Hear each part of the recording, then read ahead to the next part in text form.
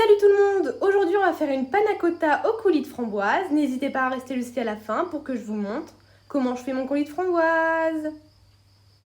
Pour cette recette, vous aurez besoin de 60 centilitres de crème fraîche liquide, de 70 g de sucre, d'un bol d'eau froide, de 3 feuilles de gélatine, d'extrait de vanille ou d'une gousse de vanille, de coulis de framboise qu'on va réaliser ensemble à la fin de la vidéo, donc restez bien jusqu'à la fin, et de 6 verrines.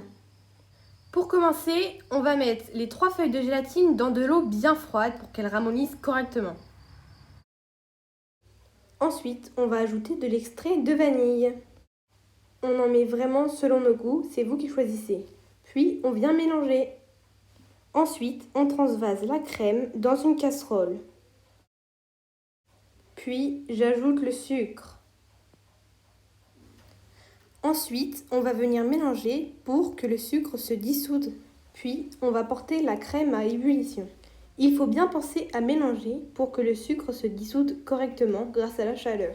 Après avoir porté notre crème à ébullition, on va la laisser refroidir, car si on ajoute la gélatine, ça lui enlève toute sa capacité gélifiante. Maintenant que la crème a refroidi, on va venir essorer la gélatine pour lui enlever toute l'eau qu'elle contient.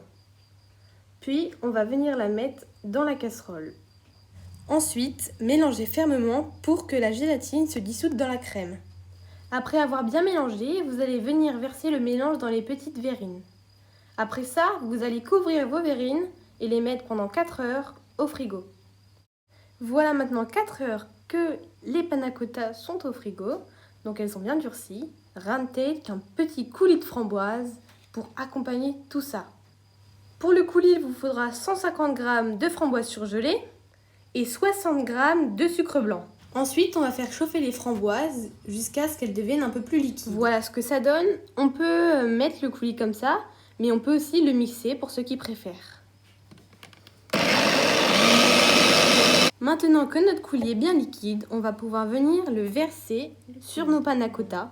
Voilà, donc vous les servez comme vous voulez. Vous pouvez soit le laisser compoter, soit bien liquide. Voilà, la recette de panna cotta est terminée. N'hésitez pas à me dire dans les commentaires si elle vous a plu et me dire ce que vous voulez que je fasse d'autre. Salut!